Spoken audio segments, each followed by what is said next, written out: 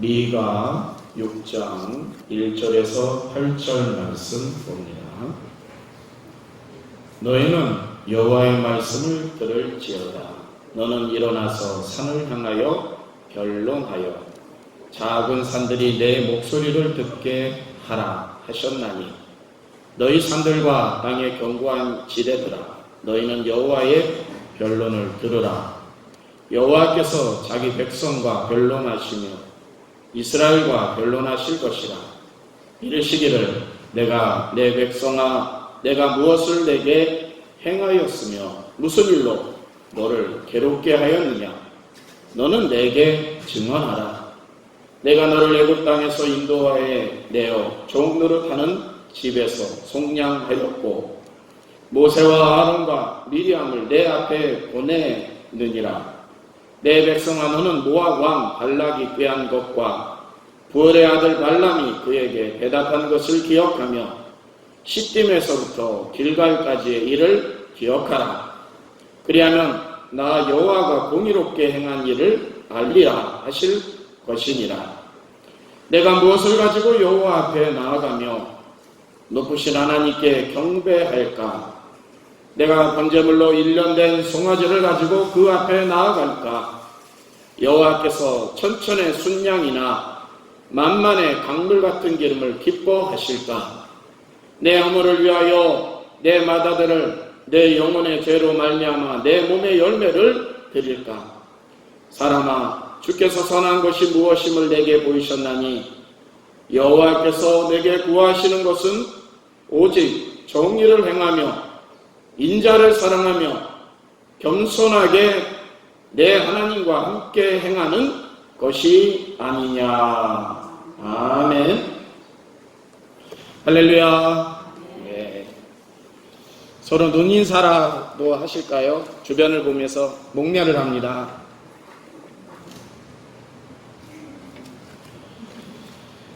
신약 성경의 첫 장을 펴면 아브라함과 다윗의 자손 예수 그리스도의 계보라라고 하는 시작으로 족보가 나열되어 있습니다.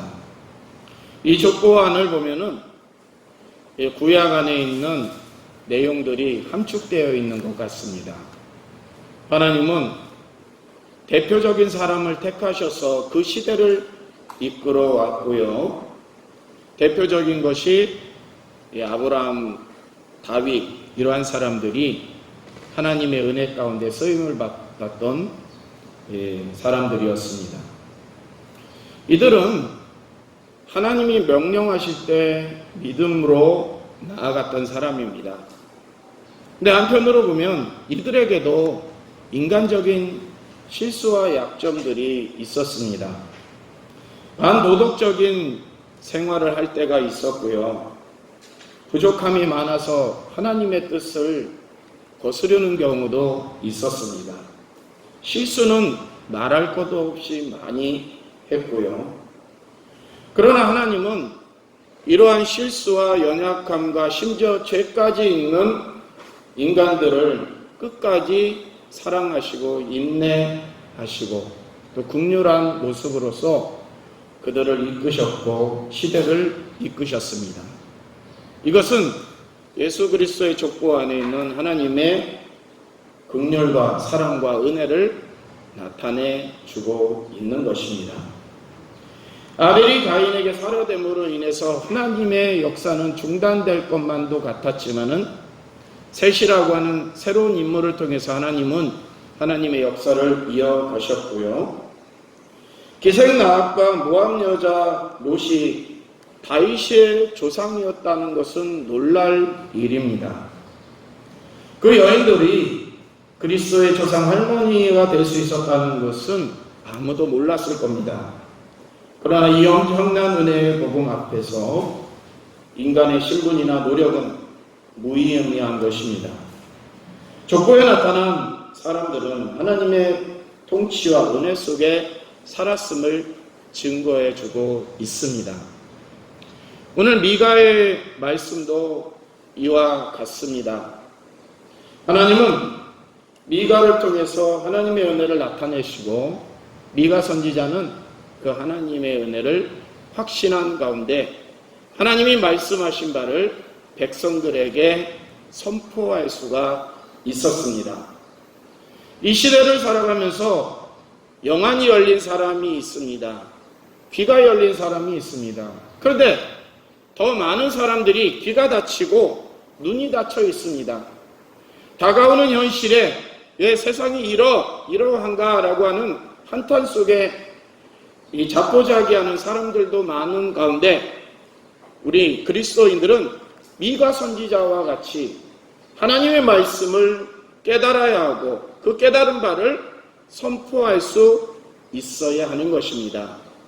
오늘 미가에 있는 말씀을 통해서 우리의 나아갈 바를 발견하시고 행하시는 복된 시간들이 되시기를 축원합니다. 미가 선지자는 유다의 왕 요담, 아하스, 히스기야 시대 때에 활동했던 선지자입니다. 그리고 오늘 본문 말씀은 주로 히스기야 시대에 주어진 말씀입니다. 유다의 나라의 현실은 정치와 사회, 종교적으로 참으로 참담하고 어지러운 시대입니다. 요즘 시대와 비슷하거나 아니면 더 심하였을 겁니다. 예수님이 태어나시기 전 721년에 아수르에 의해 형제의 나라였던 북쪽 이스라엘은 이미 망하였습니다. 남쪽 유다마저 미가 선지자가 살고 있었던 남쪽 유다마저 10개의 성읍이 이미 아수르에 의해서 정복을 당했습니다. 701년에는 예루살렘까지 아수르가 포위하여서 아수르 왕 사네립과 그의 군대 장관 랍사게는 히스기야 왕과 여호와를 믿지 말라고 온갖 거짓말로 유다의 백성들을 회유하였습니다. 그때 히스기야 왕과 이사야 선지자는 하나님께 간절히 기도하였죠. 하나님께서는 그 기도의 응답으로 하늘의 천사를 보내셔서 하룻밤 사이에 아수르의 군대 18만 5천 명을 전멸시켰습니다.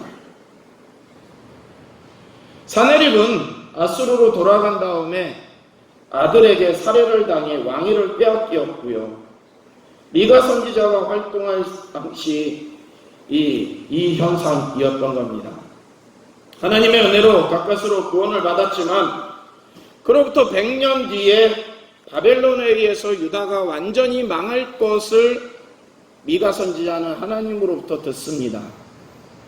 사람들은 듣지 못하였을 때 미가가 들었을 때 그 마음이 어땠을까요? 마음이 요동쳤을 겁니다. 내가 이것을 백성들에게 전하여야 하고 왕에게 전하여야 하는가? 우리나라에 미래가 없다라고 하는 그 메시지를 들었을 때 미가 선지자의 마음은 어땠을까요? 지금 이 현실 속에서, 암울한 현실 속에서 우리는 어떤 미래를 바라보고 계십니까? 여러분이 바라보는 100년 이후에 여러분의 자녀나 여러분의 자손들이 100년 이후에 겪게 될 내용들에 대해서 어떻게 생각하십니까?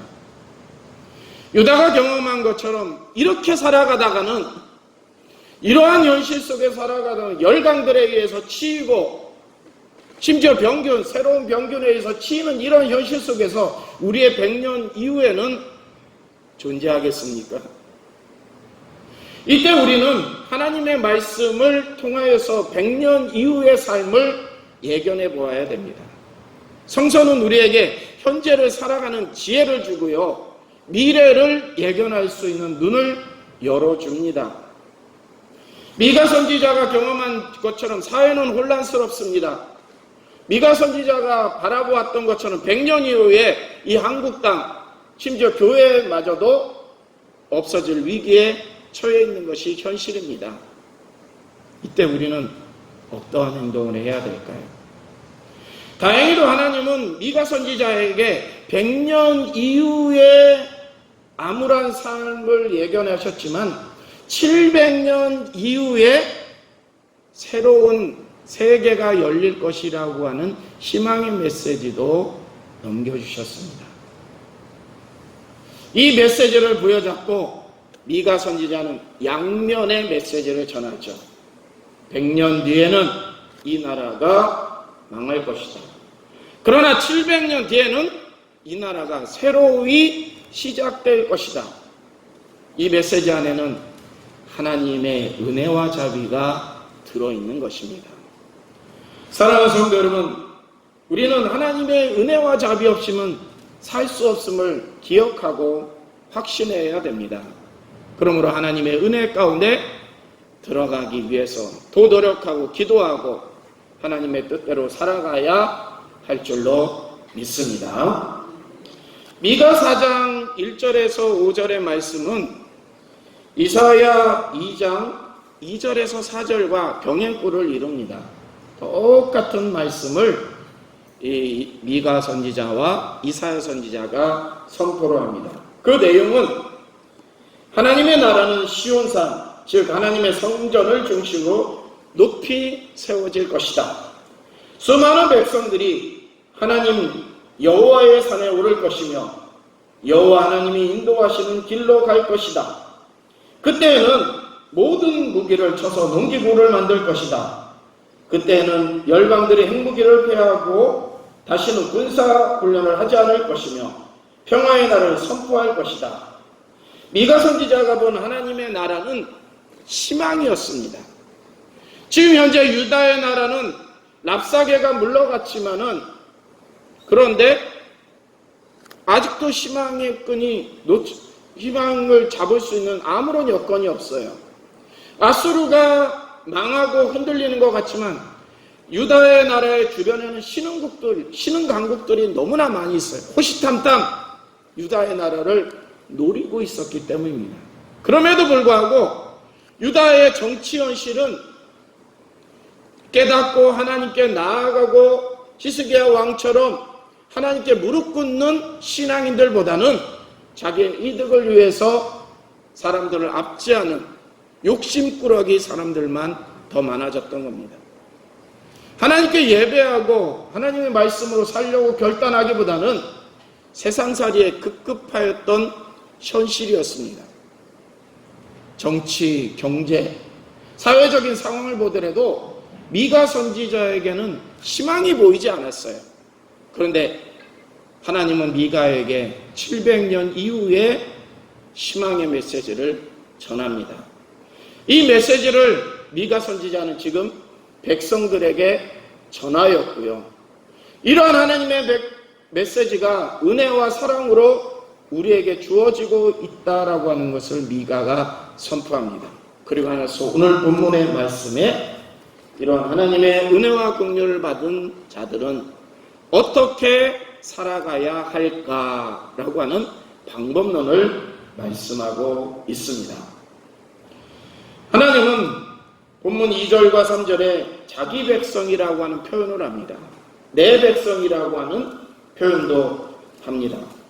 하나님과 이스라엘 사이에 언약 관계에 있다는 걸 보여주고요. 지금 이 말씀을 접하는 우리와 하나님과의 관계에도 마찬가지로 동일하게 작용합니다. 그리고 하나님은 언약 백성 이스라엘에게 베푼 은혜를 기억하라고 말씀하십니다.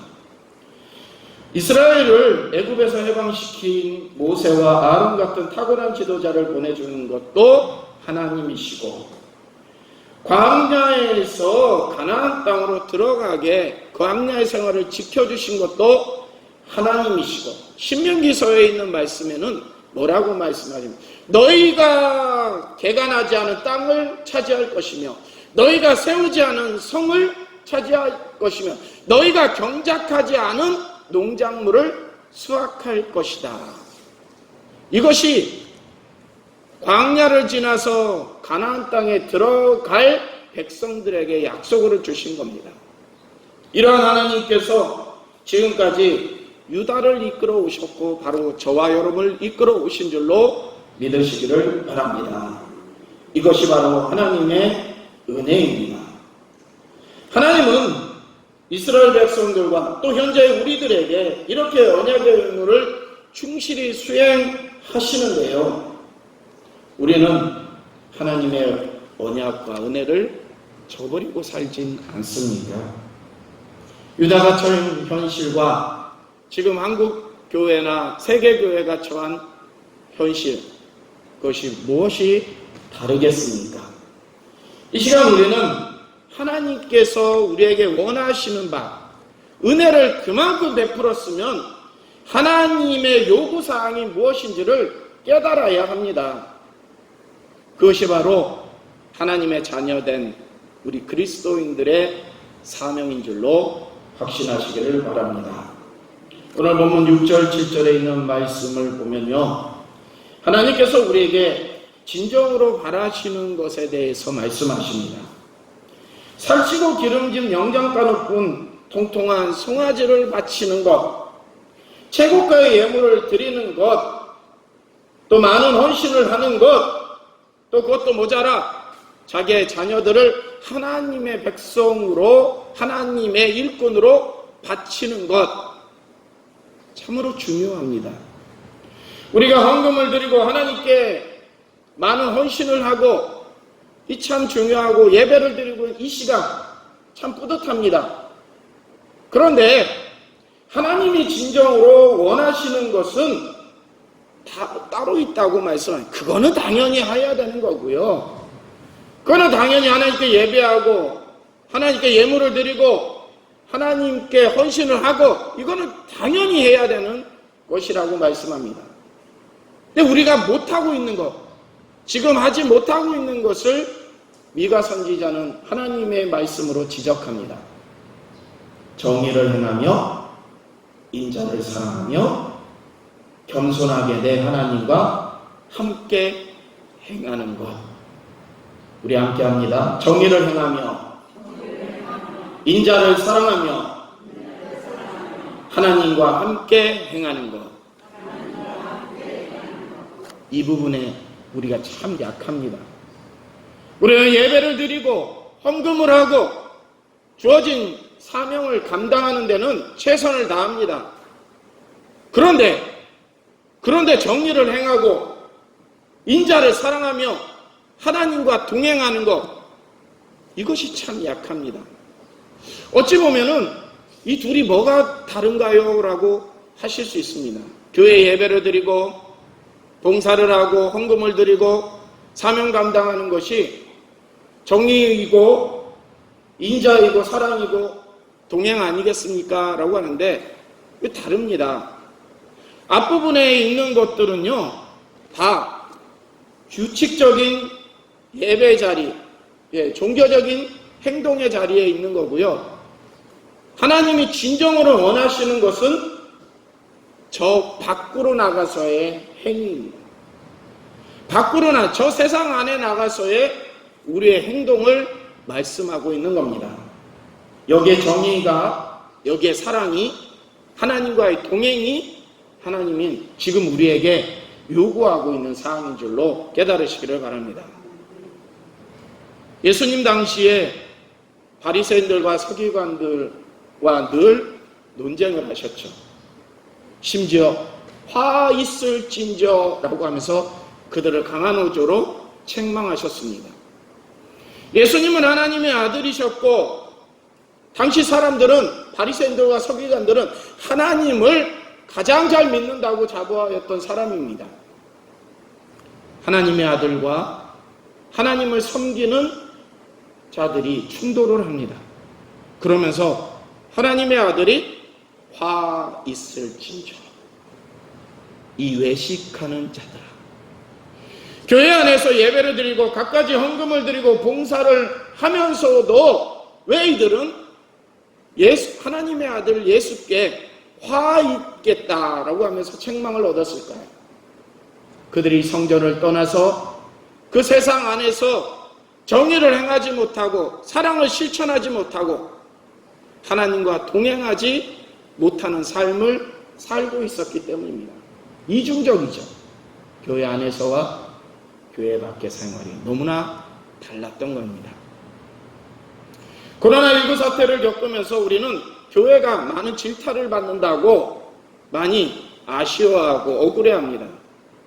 근데 사실 뜻있는 그리스도인들 가운데서는요, 이 사태를 반성의 기회로 삼고 회개의 기회로 삼습니다.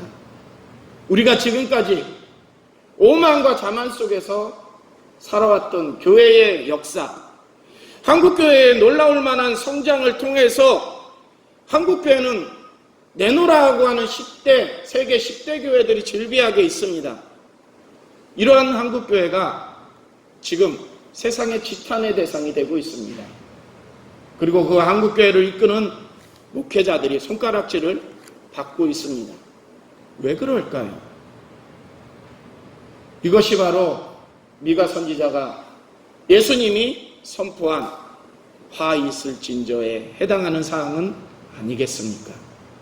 교회 안에서의 신앙의 모습은 경건하고 참으로 흠이 없는 모습인 것 같은데 세상 밖으로 나가서의 우리 신앙인들의 삶은 참으로 더럽고 나약하기 짝이 없는 삶입니다. 그러나서 우리는 교회에 들어와서 다시 회개를 하죠. 한 주간에 있는 우리의 죄를 용서하여 주시옵소서. 그러고 나서 다시금 나가서 또 다른 죄를 스스럼 없이 묻히고 있습니다. 이것이 우리 한국교회 개신교인들의 모습이 아니었겠습니까? 하나님은 이 코로나19를 통해서 특히 교회를 치시고 있는 이유가 무엇이겠습니까?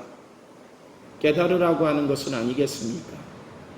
우리 그리스도인들이, 우리 교회가 하나 되고 서로 사랑하지 못하고 서로 정의를 행하지 못하고 하나님 앞에 있다는 인식 속에서 살아가지 못하고 교회 안에서만 신앙심을 가지고 있었기 때문은 아니겠습니까?